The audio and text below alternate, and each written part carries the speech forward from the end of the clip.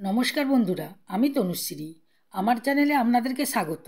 আজকে আমি আপনাদের সাথে টমেটো সংরক্ষণের পদ্ধতি শেয়ার করব। কেমিক্যাল ছাড়া খুব কম খরচে সহজভাবে নির্ভেজাল টমেটোর পাউডার তৈরি করে দেখাবো।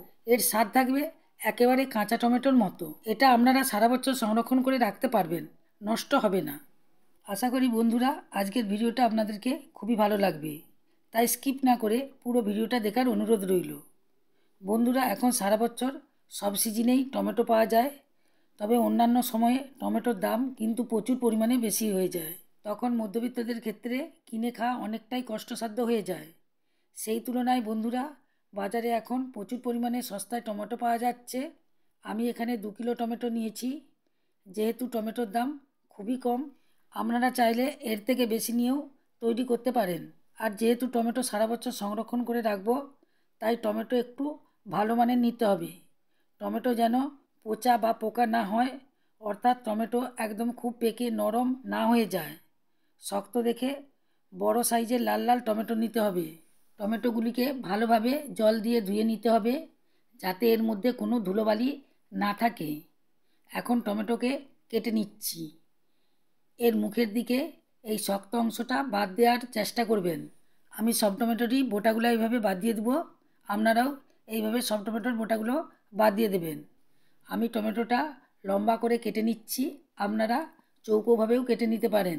বন্ধুরা, আপনারা যদি এই সময় টমেটো কিনে সারা বছর সংরক্ষণ করে রাখতে পারেন, তাহলে বছরের যে কোনো সময় আর টমেটো কিনতে হবে না। টমেটো পাউডার আপনারা যখন তখন যে কোনো রান্নায় ব্যবহার করতে পারবেন, আর স্বাদে গন্ধে একই রকম থাকবে। বন্ধুরা, সব টমেটো কেটে নিয়েছি, দেখুন কতটা হয়ে গেছে। এখন কড়াই বসিয়েছি।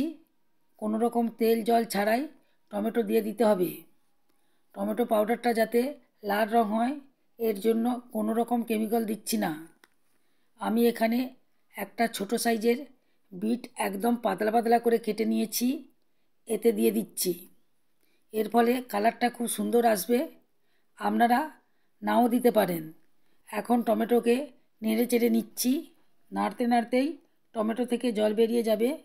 বন্ধুরা, এর জন্যই আমি টমেটোটা একটু শক্ত নিতে বলেছিলাম। যদি নরম টমেটো নেওয়া যেত, তাহলে এর থেকে বেশি জল বেরোতো, আর এটা করতে অনেকটাই সময় লেগে যেত। আপনারা দেখতেই পাচ্ছেন কতটা জল বেরিয়েছে। টমেটো পাউডারটা যাতে অনেক দিন পর্যন্ত সংরক্ষণ করা যায়, তাই ভিনিগার দিয়ে দেব।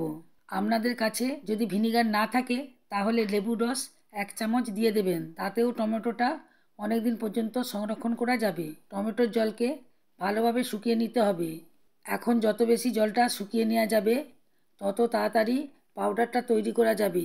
আর এই সময় টমেটোকে নেড়েই যেতে হবে, নইলে নিচে ধরে যেতে পারে। দেখুন বন্ধুরা, টমেটোর জলটা একদম শুকিয়ে গেছে। দেখুন, ঠিক এই রকমভাবে, এর থেকে আর বেশি শুকনো করার দরকার নেই। এরকম থাকলেই হয়ে যাবে। এখন টমেটোকে থালার মধ্যে উঠিয়ে নিচ্ছি। থালাতে আগে থেকেই তেল মাখিয়ে রেখেছিলাম। তেল মাখালে শুকনোর পর তাড়াতাড়ি উঠে যাবে। আমি 2টি বড় থালা নিয়ে নিয়েছি, কারণ এটাকে পাতলা করে দিতে হবে। যতটা পাতলা করে দেব, তত তাড়াতাড়ি শুকিয়ে যাবে। এগুলিকে রোদ্দুরে দিয়ে দেব। আপনারা ফ্যানের নিচে কিংবা গ্যাসে রান্নার পর গ্যাসের নিচে রেখেও শুকিয়ে নিতে পারেন, কিন্তু সেক্ষেত্রে খুব একটা ভালো হবে না।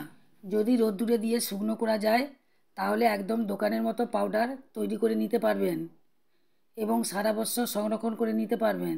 এখন থালা দুটিকে রোদ্দুরে রেখে দেব। পুরোপুরি শুকোনোর পর আপনাদেরকে দেখাবো। এটা শুকোতে আমার 2 দিন সময় লেগেছে। খুব সুন্দরভাবে শুকিয়ে গেছে।